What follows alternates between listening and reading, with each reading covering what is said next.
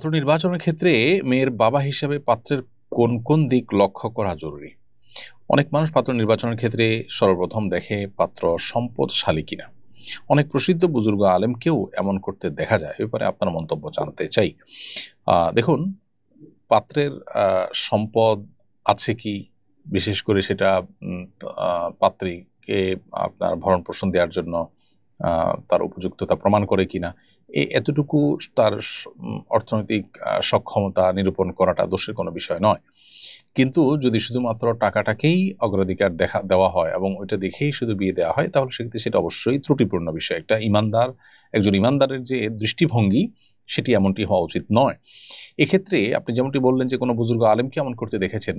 আসলে আপনি যাকে বুজুর্গ আলেম বলছেন, তিনি যদি বাস্তবেই এমন করে থাকেন, তাহলে আদৌ তিনি বুজুর্গ আলেম কিনা? নাকি আপনি আপনার ধারণা বললেন যে তাকে বুজুর্গ আলেম বলছেন?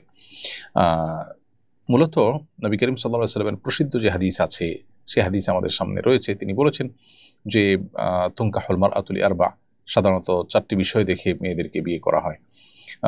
এই বিষয়গুলোর মধ্যে থেকে একটা হলো লিমালিহা, তার সম্পদ দেখে; ওলি হাসাবিহা, তার বংশ মর্যাদা দেখে; ওলি জামালিহা, তার সৌন্দর্য দেখে; ওলি দীনিহা, তার ধার্মিকতা দেখে।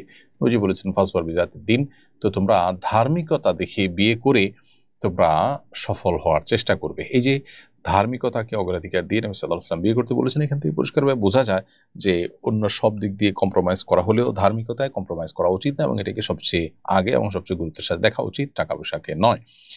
তিরমিজির আরেকটা হাদিস আবু হাতিম আল মুজানি রাদিয়াল্লাহু তাআলা থেকে বর্ণিত, যে নবী করিম সাল্লাল্লাহু আলাইহি ওয়াসাল্লাম ইরশাদ করেছেন, ইযা জাআকুম মান তারদাউনা দীনাহু ওয়া খুলুকাহু, যখন তোমাদের কাছে তোমাদের মেয়েদের জন্য বা ছেলেদের জন্য এমন কোনো মানুষ পাবে যে তার আখলাক আচরণ, তার দিনদারিতায় তোমরা সন্তুষ্ট, এরকম যদি পাও ফানকিহুহু, তাহলে বিয়ে দাও।